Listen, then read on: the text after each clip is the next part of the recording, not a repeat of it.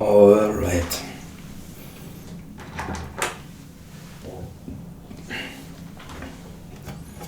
Alright, so make a quick decision. I clean stuff up a bit.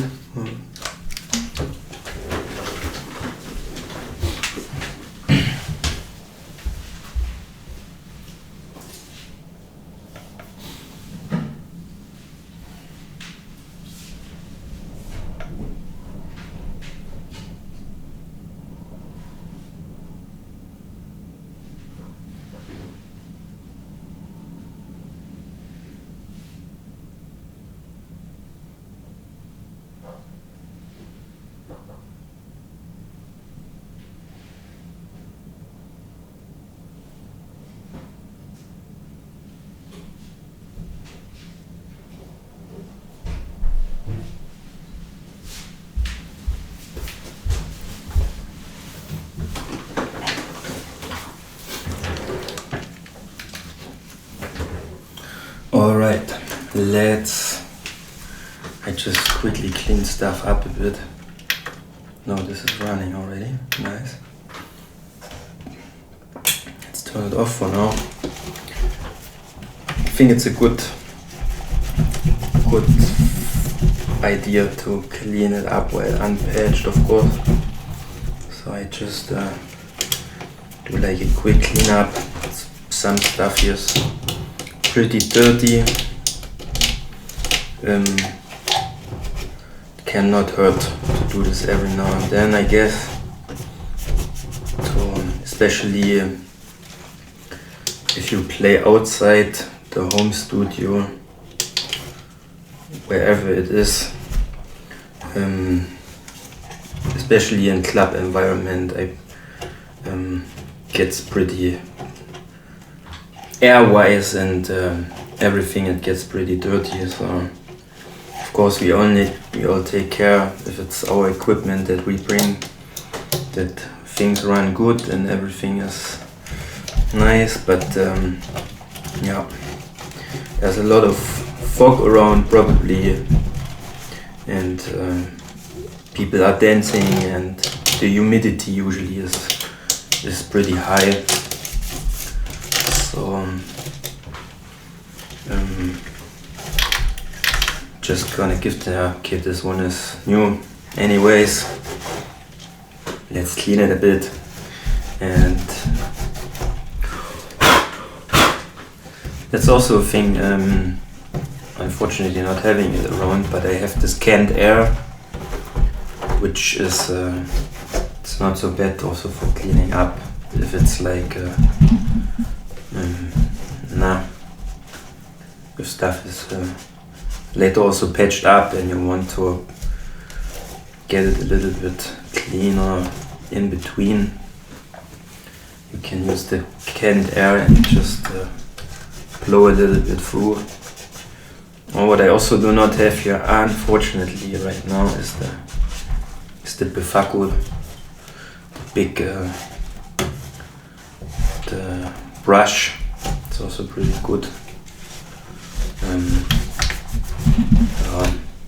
Of course, with all the cleaning, not too much rubbing, because the Assimilator right now, you can definitely not see that, is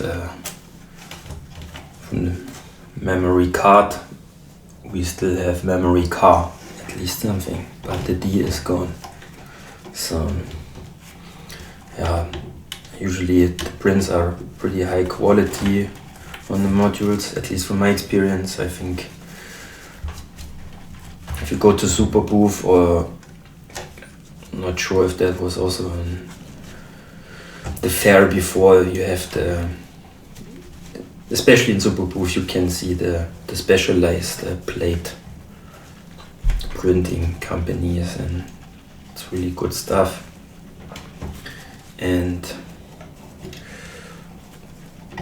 still it can happen, especially like I said, with not the best air or sweaty hands, sweaty fingers, that some of the stuff comes off. Also have this on my Metropolix, where I make some performance stuff with that is also pretty robust, or how we say it. Yeah, it's pretty intense, I would say. I basically just go over the knobs like this, and yeah, that's why it can happen. For me, it's with the modules, I try them and I really would like to have a good feeling with them, that I can trust also in them in terms of build quality and stuff, and really use them and also bring them to their boundaries, you know, like really squeeze out of them what they can do, and see, yeah, like in general, I mean, for me it's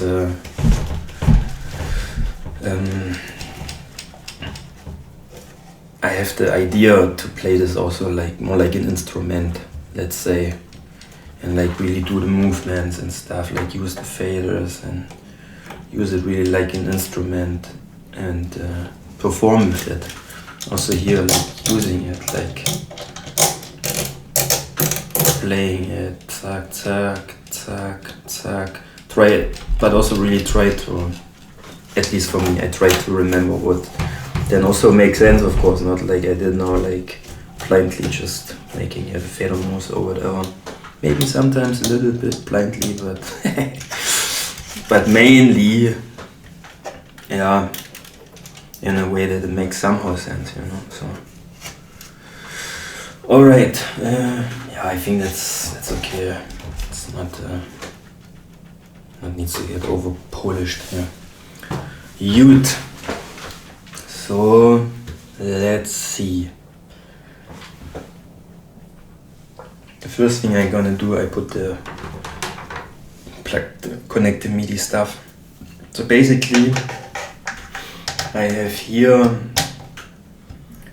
Midi going into the input of the tiny Midi breakout from Expert Sleepers for the ES9, and this Midi goes into the iPad, into and does fader movements, filter, effects, reverb. There's more like modulation effects, reverb, volume, and that's the Midi stuff. And what I really like in this module, it has also this V out, so I can do it like really a hybrid,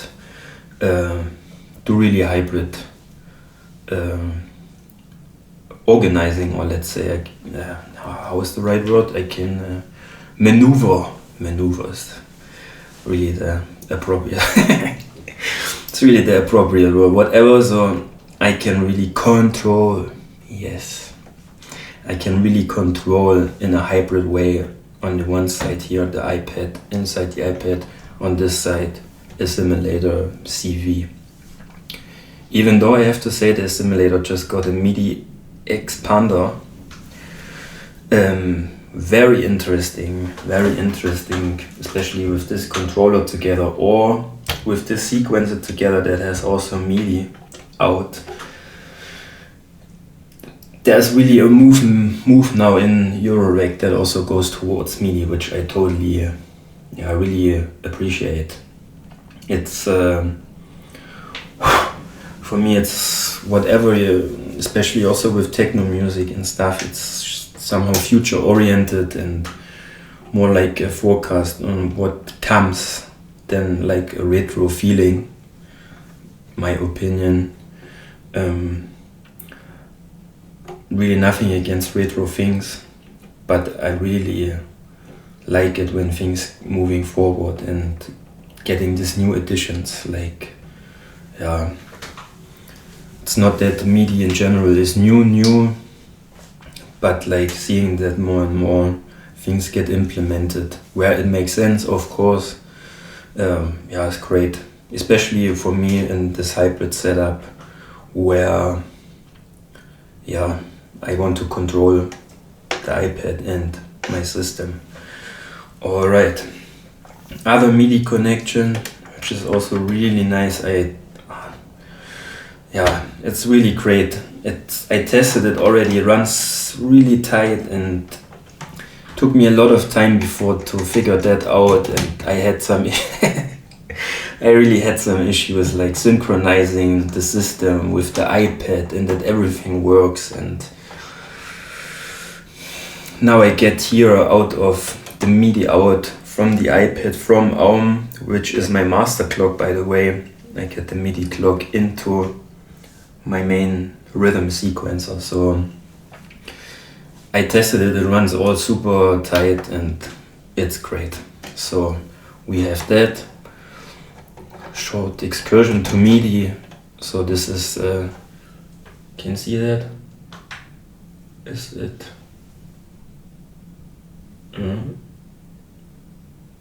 Yeah. Let's switch it around. Yeah. It says A to B, so basically this is converting TRS-A to TRS-B, because took also again a while, not took a while, but it was not plug and play when I tried it out, because as you already might have recognized, sometimes I just like to start and figure things out on my own, because that's also cool, at least for me. And so the flame takt is a MIDI TRS-B, and I made it here TRS-A. So you can be flexible here on this expander. It has two headers on the back. Shall I get it out just quickly? Yeah, nah, whatever. Oh no, we let it in. You can also check, they have a good explanation. There's a good explanation on the website from Expert Sleepers. They have headers on the back, and you will have two jumper cables. You can switch on two of the pins. Sorry, not headers, pins. They have 3 pins. And you basically put the cables on the pins. One pin stays free, and yeah, also need to be careful with pin here, because there's pin and ground, I guess, and others. So yeah, but you can change you can change it basically. You can make TRS-A, you can make TRS-B on these flexible, which is nice. But I just have mini jack wise these 2 cables. So I had like TRS-A to TRS-B, and this is TRS-A. And yeah, which is okay, because then I can leave it here TRS-A and put it in here TRS-B. Runs. Okay, so that's the MIDI stuff. And then let's follow this way of MIDI clock. Let's follow it, because MIDI clocking is also like a chain. Basically, you have a master, and then it sends out. It doesn't have to be like a chain, but it's basically you have master and you have the slaves. So this one is now slaving to the clock master from the iPad, and I put the Metropolix now into this chain, and this I already did set up, but we basically, or what I'm going to do is I do this with the clock and the reset out. So this is now MIDI clock, but it gets transferred or transformed or converted into clock pulses, which I put here in a normal clock in. Already did that. It puts out 16 or 96 pulses per bar. As I got that right. Or per quarter note, sorry, not per bar, per quarter note. PPQN pulses per quarter note. So, and I thought that's quite a gap. I mean, we have because the mid one, for example, has like 24 ppqn. I guess it has also 48 ppqn, or maybe or less. I don't know. It has several different options, so you can also see on that, or you might already know that there's all different sorts of resolutions also around. So, but for me, that helps me now. I already configured the reset out.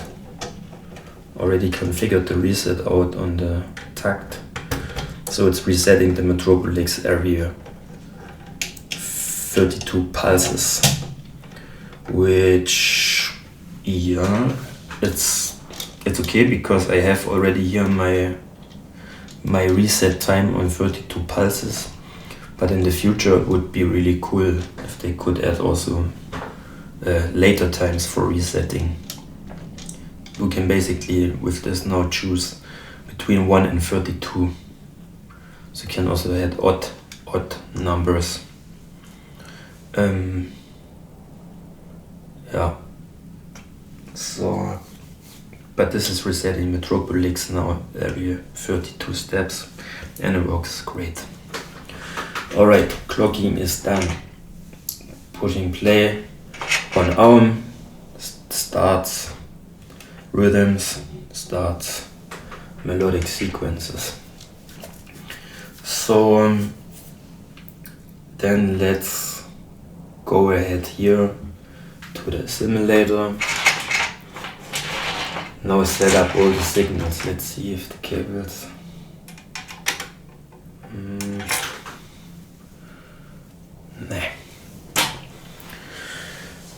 need some longer ones. So gate. So like that, I mean, this has a Midi expander. I could also with the Midi out go in this expander, do it via Midi, but for now we go like this. We have a choice, which is nice. So I set up the trigger outs, gate outs into the trigger ends of the Assimilator. Zack. And actually you need one more. Maybe now a shorter one is working as well.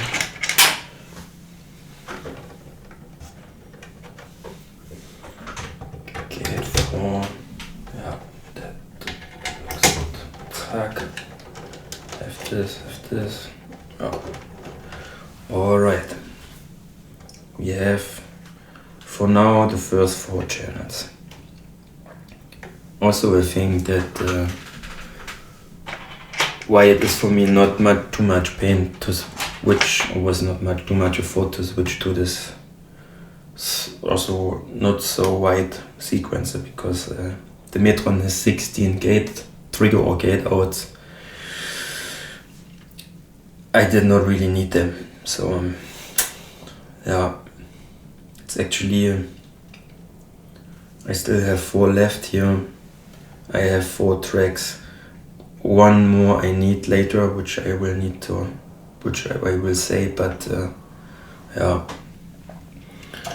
Then we have, these are the drums. So maybe we complement the drums first. So we go now from trigger goes inside, triggers the sample, comes out of the individual out, and how are the cables here? Are the cables around or not? Oh yeah, there are more. There.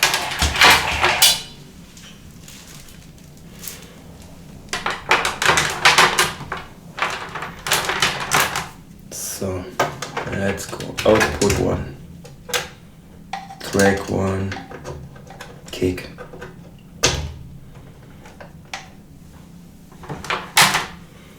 Output 2, snare, track 2, output, maybe that's not long enough, that looks okay, output 3, input 3.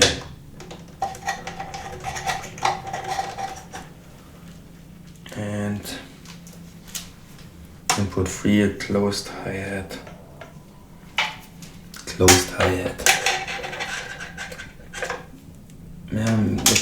maybe we stick to the red ones. I never did this actually, I was totally not taking care of that, but why not? In this case, zack, close hi-hat, open hi-hat, done. Some cute. It's also, I will see then how it closes, because now I have this thin walls here actually. So with the lid closed, it might be too tight here, but it's really, I did this now. For me it's okay if I unplug here a few cables, 1 or 2 or can be more, whatever. For the transport and just replug, it's not much a problem, but it looks okay. And also bending this up, yeah, let's see. It's important that those have a bit space to the side here actually. Could even, because this is long enough, could even think about putting them up. Yeah, it's also okay. And then when I want to transport, put them around. Nah, whatever, let's see.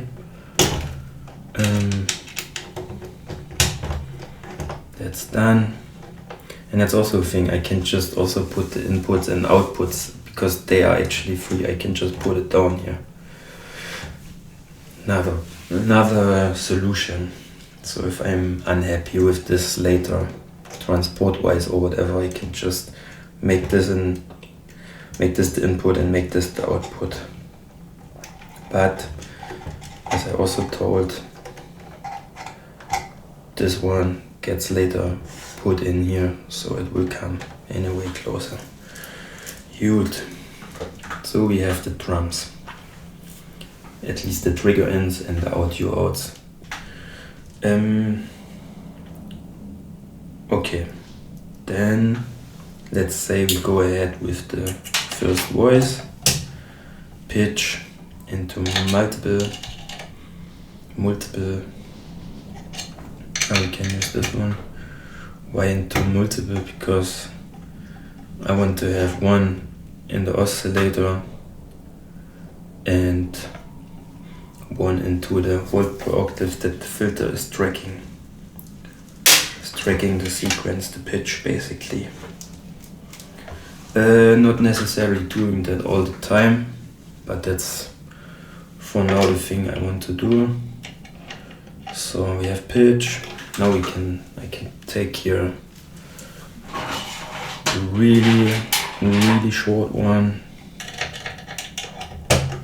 Zack. What's the octave? Zack. Yeah.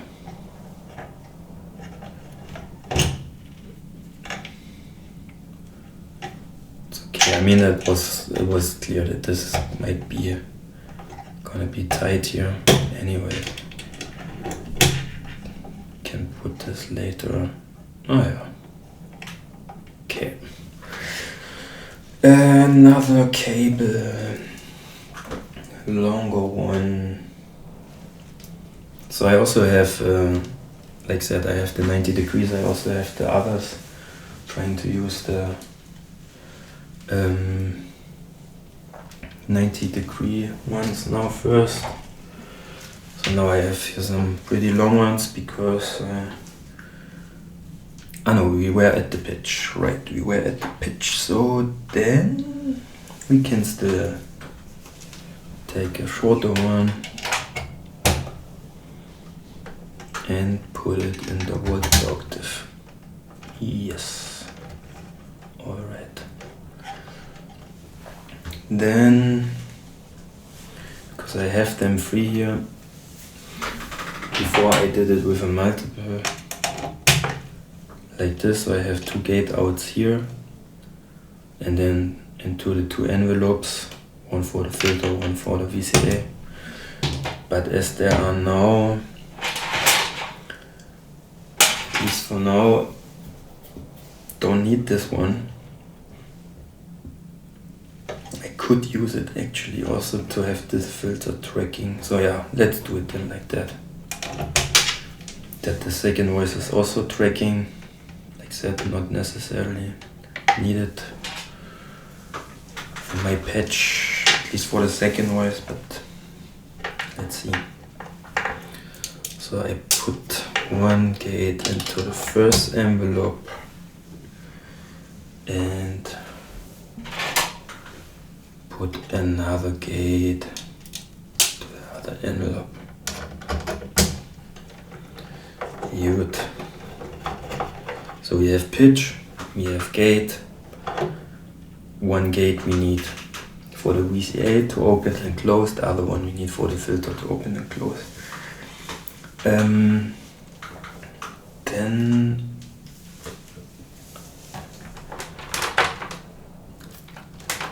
yeah, let's do that. Let's go ahead with the envelopes for the VCA. Now it gets already a bit messy.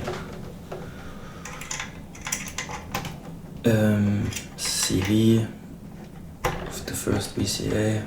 It's also long enough. Yes, that's cool. We can put it a bit like that. And the second one can be a really short one because we go here into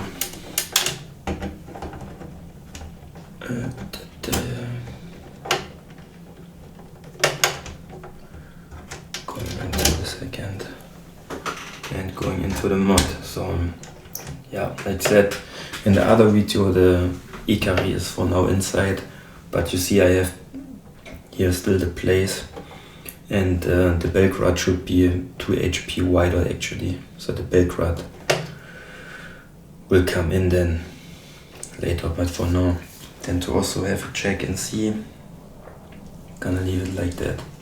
Alright, so we have the envelopes. Now we take care of the audio.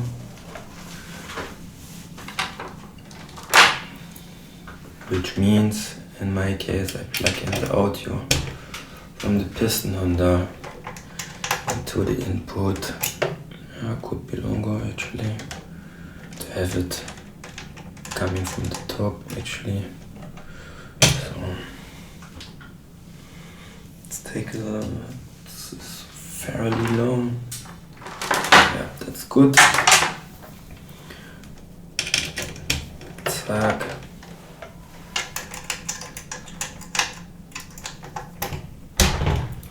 VCA. Cute. And then going with the from the VCA into the filter, and that's also, it's a non-typical setup, as I did read, but I like it somehow that the VCA comes before the filter. What I really like to do is having a longer decay on the on the VCA, and sorry, longer decay on the VCA, and then having a shorter one on the filter, and then the filter really tries to tame that decay, which I like. So we go input, filter input,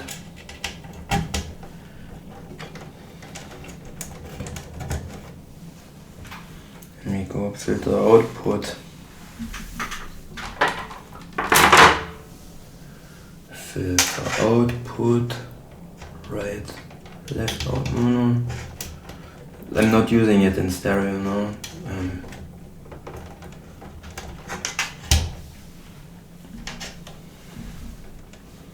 And going into input 5, which is my first main voice.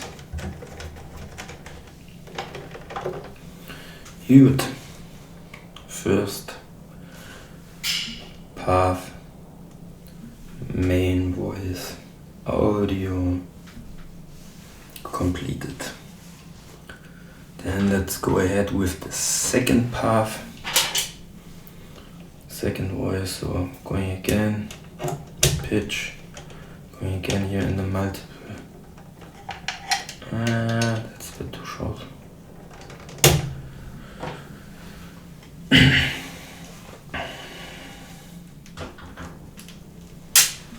Pitch, multiple.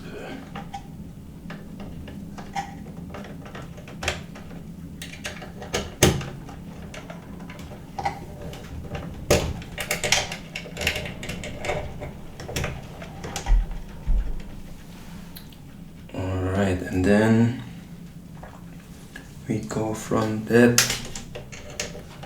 first one again to the volt per octave on the oscillator. Could be better, but could be worse.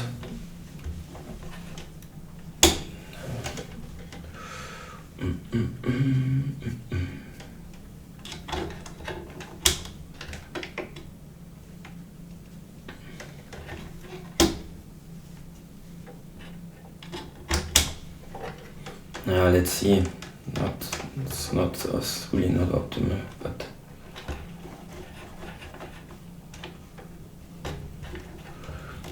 sometimes all the solutions will come when I play, when I practice and whatever. So let's leave this for now like this. And second output into the filter. We need also a longer thing. Now it comes to an end here with the rectangular 90 degrees. It's not really the right term, rectangular, I guess. So do we have there more? No. Good. Then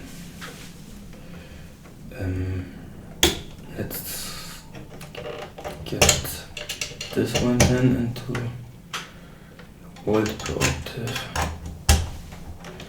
and let's see if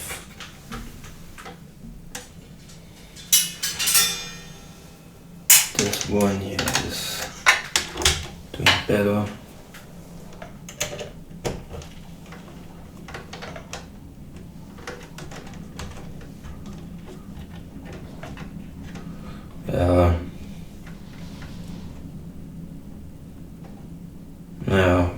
I leave it for now like, no, I do not leave it for now like this. Switch back.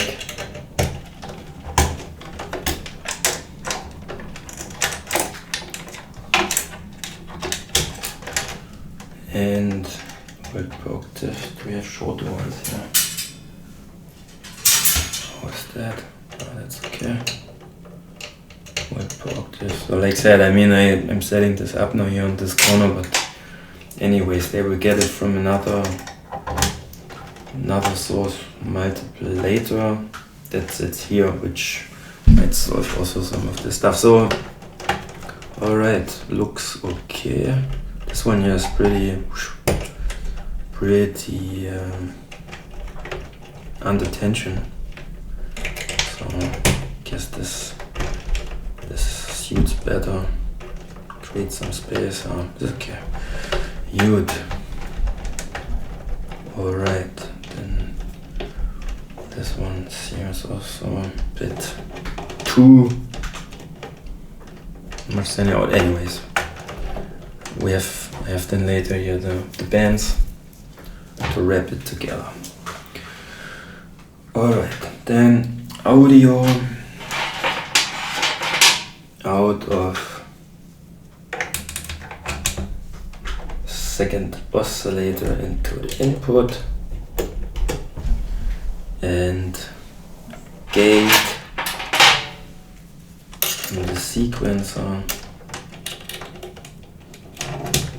into the envelope for the VCA, and that's also something.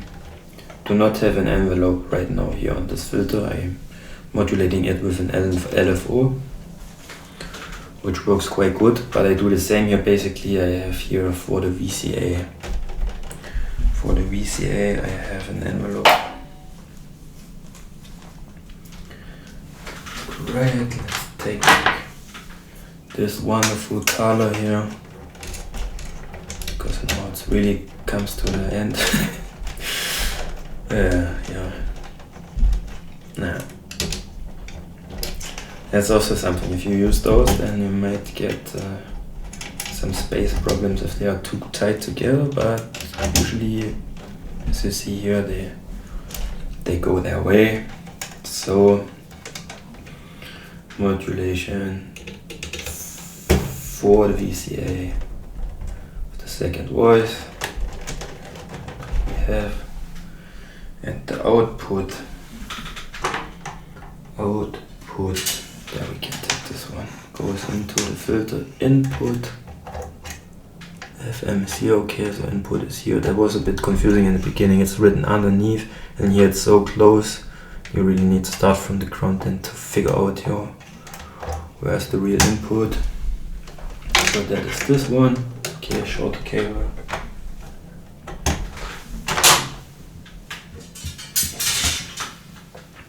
Shorter cable input, and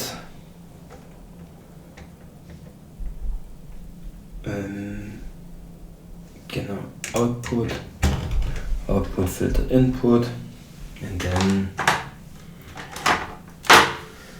filter output into the input.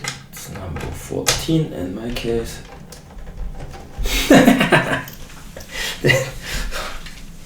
That's a nice wordplay, right? In my case. So yeah, for real. And now this is set up, just something that popped into my head right now. That's why I maybe got also a bit stuck. I actually doing this since a bit also, not using the gate output from the Metropolix. To be more flexible on the gates, I go with the gate output from my trigger sequencer, which I can now also use from this because the takt has several playing modes, including a Euclidean mode. So I use track 8. I use track 8 to trigger the envelope. Trigger the envelope from my second voice, which makes it a bit more, what means interesting. It's actually a working thing for me, because the Metropolix has basically a main track and 2 copies of this track that can be individual. But then you go into the sub-menus here with the tiny buttons, and then you program it in with the encoder, and that's really nothing that is, it's not really fun to do over a longer time. If I want to have different gate times, I go in here and I need to dial it in, go to the step, or to the stage in this case, dial it in, go to the stage, dial it in, and before that is finished, and it's not really intuitive, and it's also not really performative, I need to say. So making pitch is somehow okay. I can go to pitch, I can create like also random stuff if I want to, random pitch and stuff. Could do that with the gates as well, but for rhythmic stuff,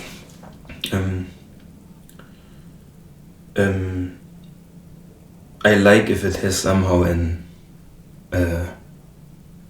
not a solution, it has like some connection, let's say. Euclidean has like several method methodology behind it.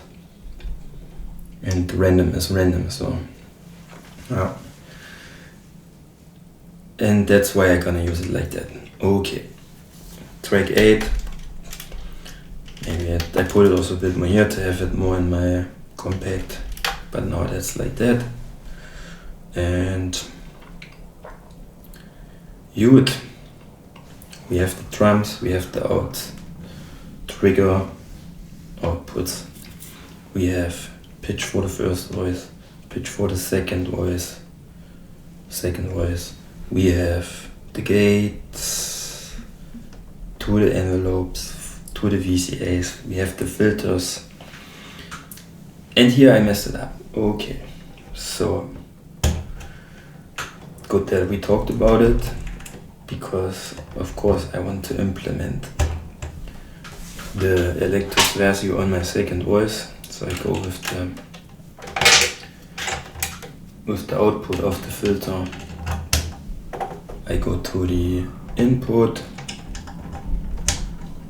and the output goes to the input. Insert effect. It's inserted in that line. Alright. Good. What else do we need?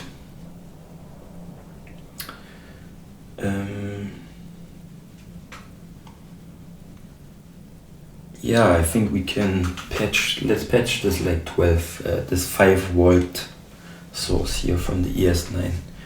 And that was really interesting, like did not check the manual again, or did read into it, and also not thought it through, but it was also pretty early, I have to say, so it was not that I played around forever and then did not know what to do anymore.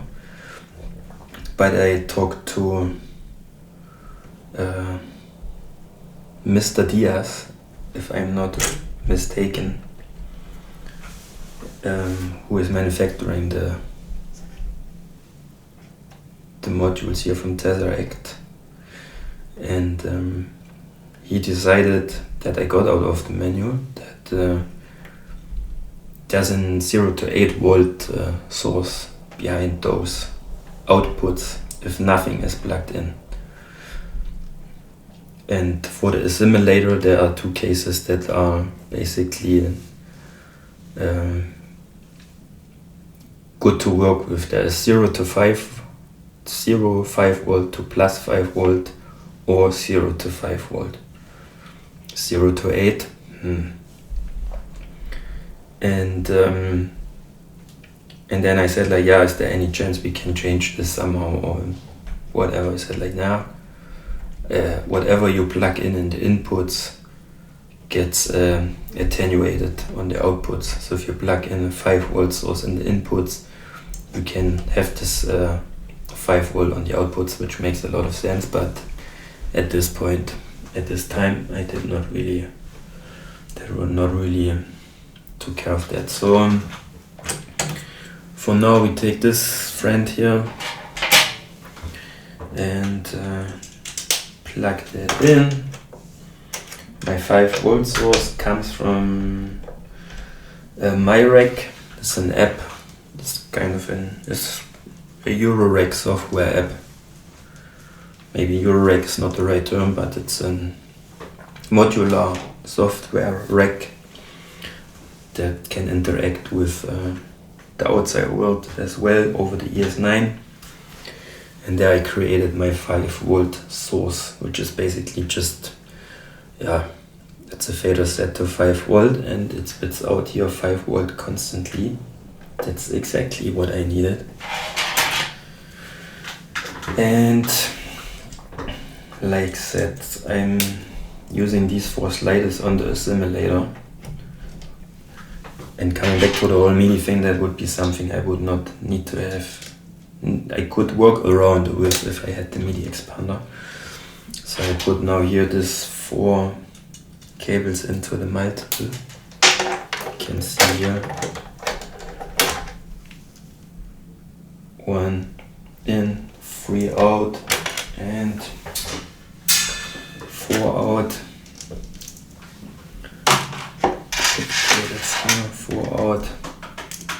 And now let's go. What did we say? 13 input, 14 input, 15 input, 16 input. Now you can already see with this thing. Yeah, it's not my preference, but it's working. So we have this here like that for now. And then connect the individual outputs. 13 into the assimilator. Tell you in just a second what they are doing. It's also pretty tight. Anyways, let's see if we can. Here's another short one of those. Let's go with that.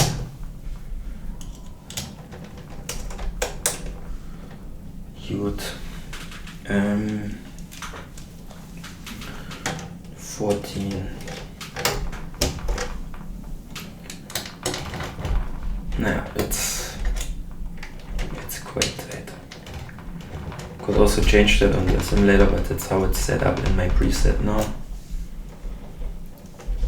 As far as I remember, that these are my inputs for the 5-volt source and the Assimilator.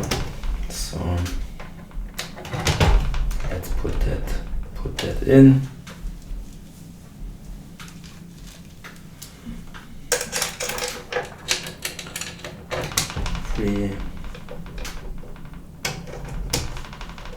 Huge. No, wait a sec. So this one needs to go even up here.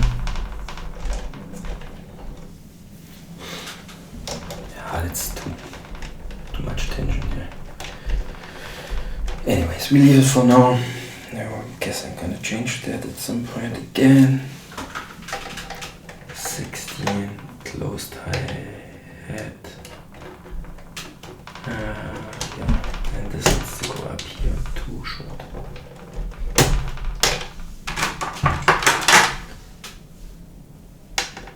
Um, 15 channel 2.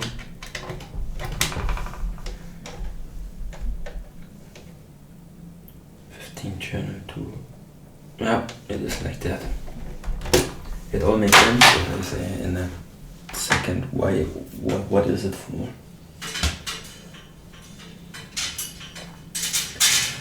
You would put the 16 into 3. Yeah, it's. Let's see.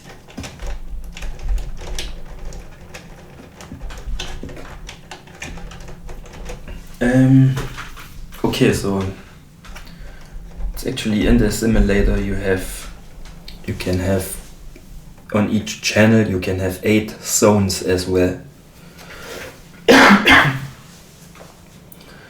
And in the channel 1 are my kicks. So all my kicks coming from the Assimilator, coming from drum machines like the analog rhythm or from synthesizers like the digitone. And yeah, mainly these two. And I can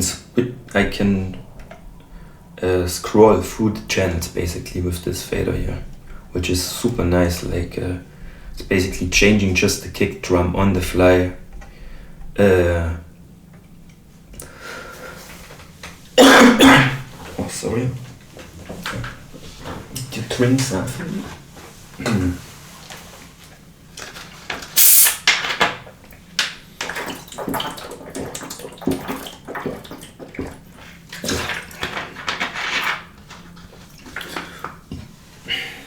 Okay, very, very cool. I just have seen that there are more cables. Good. So,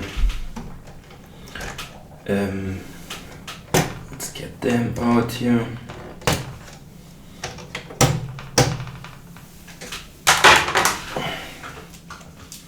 So, Assimilator is actually my drum source, and I can swap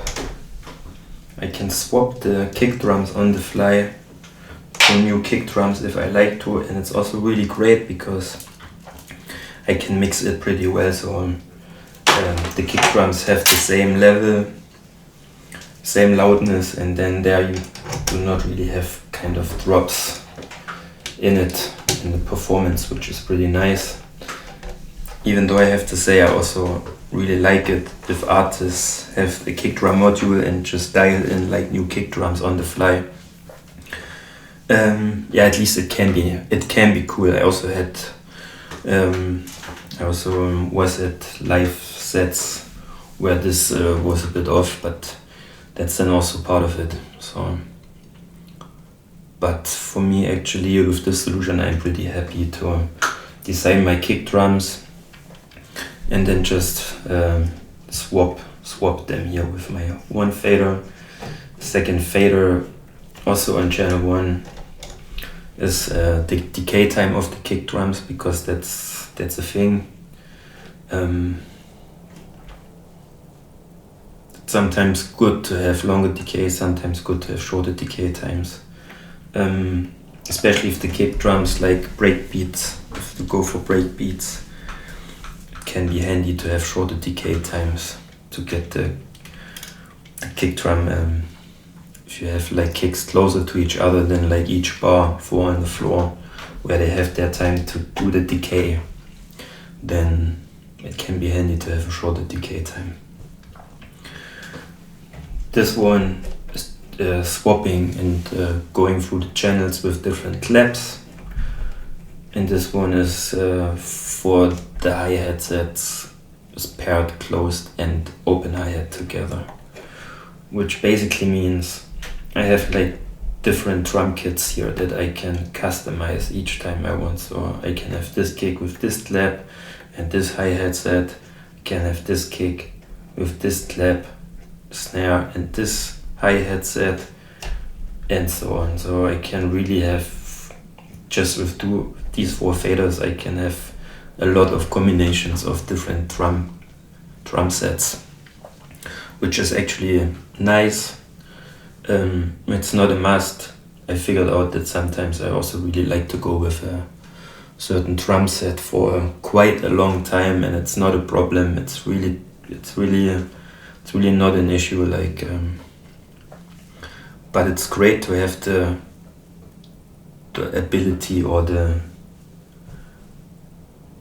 to have the possibility to do that actually if I want to, because yeah, it's cool. Good. Anything else? So this is all Midi. See, we have Midi, and yeah, that's it for now. These are Midi, and yeah, alright, that was that. Is there anything missing actually? Ah yeah, the LFOs. Alright, so modulation. So till now there's no modulation going on here besides the envelopes on the VCA and the VCFs. One VCF basically. And another great thing with this module, it has 4 LFOs, and even more great, it has 8 CV outputs here as well. So it's 12 modulation sources just here on that small thing. The LFOs have different waveforms. They can modulate each other. The CV out, they have presets for CV patterns, which is, it's great. I mean, of course you can real-time record the CV here with the movement, which is great, but as I experienced on on the other side the Metron and the Volterra expanders. If you really want to do it live and all the time, you are not coming behind with doing this anymore. So having the chance to like just go here through a list of CV presets that, for example, which I now use in LFO for, go to my hi-hat set and modulate like amplitude or decay time or maybe even pitch a bit, just to giving it some movement. Yeah, it's great. And this for the hi-hats usually is for me a set and forget thing. So I'm not sitting there and dialing in then different things. It's just for the modulation and it's going, just to give it a bit more dynamic. Which is on a synthesized hi-hat, I think also more convenient and easier to achieve. But it comes to the point that there's also the decay time usually, or some volume or some other modulation source like pitch or cross modulation or whatever is like the source to go. So yeah, that's really, really cool, because that also makes it just possible to put it all in here, that I now have my modulation sources also here and they are all perfectly in sync if I want that. Yeah, so just a short excursion on that. So what are we going to do now?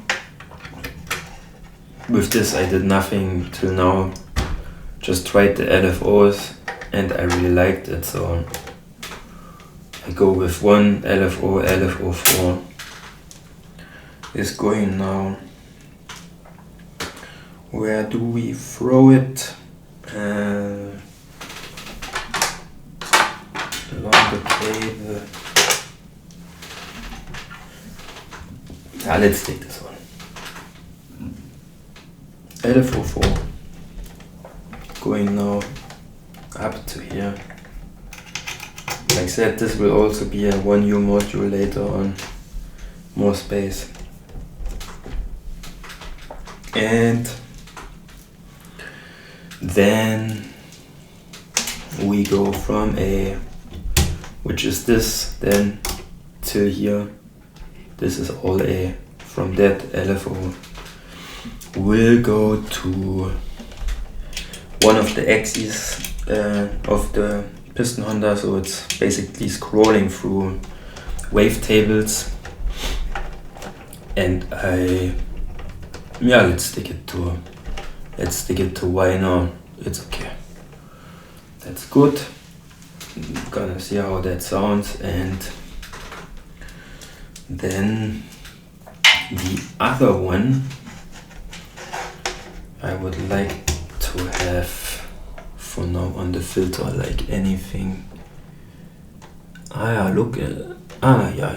have more here. Mod. There we resonance, not really, so let's put it here on the exactly on the resonance. Great. Now let's put it here on the spread pan.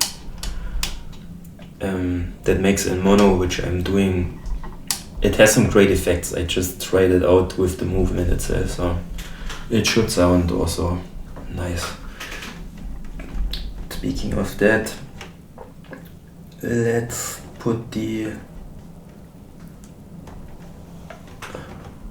output then in the beyond output. That was the last thing I had, and it sounded pretty good. So it's actually beyond is an additional output to the stereo outputs that has a bit different filtering combinations of the filters. Alright, so we have the first modulation. So let's keep the LFOs also aligned to the voices to make it very clear. LFO1, voice 1, yes. Then let's say LFO2, we go short cable LFO2, 2, we go to the FM of filter, voice 2, and LFO3. So now I'm actually thinking 2 of those would be also nice. 1 voice, takt, 2 settings for VCF and oscillator, and 2 settings for the second voice. So yeah, and that's interesting because like I already on modular grid I've tried to put two duets, intelligent duets in my case, so that would make a lot of sense. Having like, yeah, that would make a lot of sense because then I have really plenty of modulation sources still. So here we go, one we have for the VCF and one we put into, let's put it in the fold actually. That's also a little secret tip, I think. I had some great results putting it in the fold, which is basically this knob here modulating. And what it does, it has different settings. You need to go into one of the sub menus. This here is not really, I mean like that. No. Yeah, cool work, but here this is then shit. Nah, let's see. So it basically has a resonance sweep that it creates, but it's not as it would be from a filter. It's modeled after a synthesizer that does FM. It stands all in the manual, but it sounds pretty good on low frequencies. That's also written in the manual that wait a second, cable's dropped. Yeah, so on the sorry, this resonance sweep is sounding pretty good actually. So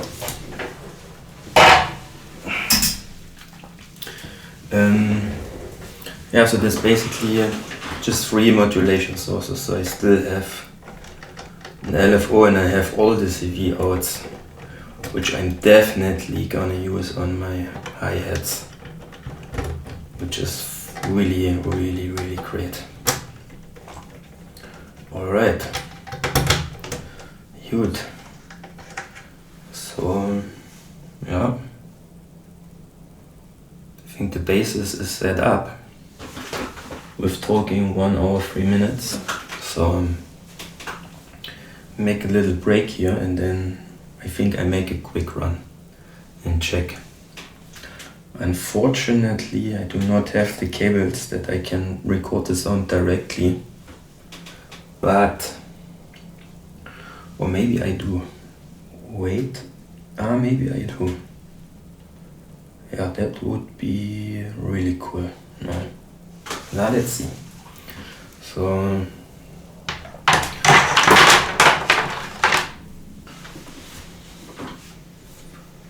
alright, so I found a solution actually. Let's see, so I quickly mute stuff here, unplug the microphone and or maybe let's see, we first start the system. And I'm actually going to hear how it's going. So that's also, by the way, how looks when it's when you start, and then you set it up from there. So go USB.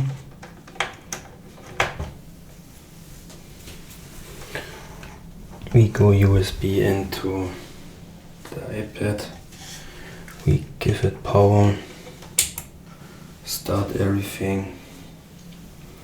I go here to my main project, my latest project, zack. And the first thing we're gonna see if this thing now starts here.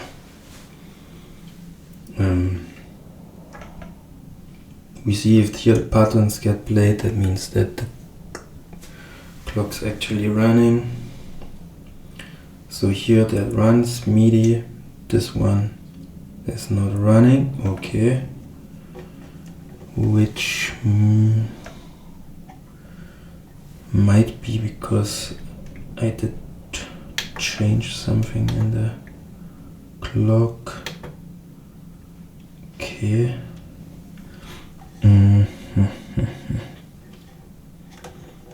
Clock out. No. It's an easy fix. Needs to go reset out, of course. Clock out. Zack. Running. Perfect. Alright, not sure how much you can see that, but here you can see